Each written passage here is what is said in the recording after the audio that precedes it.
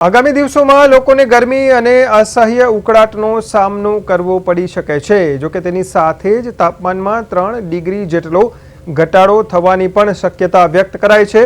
હવામાન વિભાગે આ અંગે જણાવ્યું કે હાલમાં એક વેસ્ટર્ન ડિસ્ટર્બન્સ સિસ્ટમ સક્રિય થઈ છે અને આ નવી સિસ્ટમ સક્રિય થવાને કારણે રાજ્યના અનેક વિસ્તારોમાં ધૂળની ડમરીઓ સાથે ભારે પવન ફૂંકાવાની શક્યતા પણ વ્યક્ત કરાઈ રહી છે, જેના લીધે પવનની ગતિ 15 થી 20 કિલોમીટર પ્રતિ કલાકની રહેવાની ધારણા છે। તાપમાનના આંકડા પર નજર કરીએ તો અમદાવાદમાં મહત્તમ તાપમાન 43 ડિગ્રીની આસપાસ રહે તેવું અનુમાન હતું। સમગ્ર રાજ્યમાં સરેરાશ તાપમાનનો પારો 41 થી 43 ડિગ્રી વચ્ચે રહેવાની સંભાવના હતી।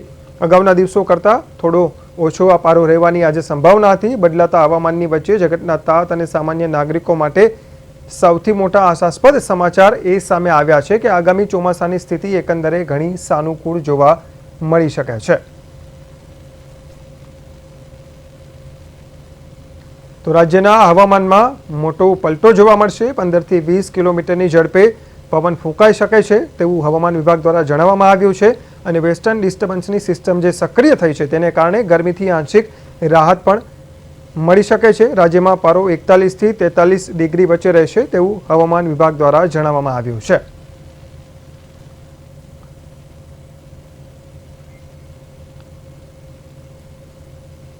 आज का जो फोरकास्ट अगले आने वाला 7 दिन के लिए 19 से 25 मई तक मौसम आमतौर पर शुष्क रहने का पूर्वानुमान दिया गया है। जो अधिकतम तापमान है कोई अगले 24 घंटा तक बड़ा बदलाव नहीं रहेगा। उसके आगे ग्रेजुअल फॉल रहेगा, धीरे धीरे 2 से 3 डिग्री सेंटीग्रेड टेम्परेचर फॉल होएगी। और जो अधिकतम तापमान का जो स्थिति रहेगा राज्यों में इक्का दुक्का स्थानों में 40 डिग्री सेंटीग्रेड के आसपास रहने का संभावना भी रहेगा।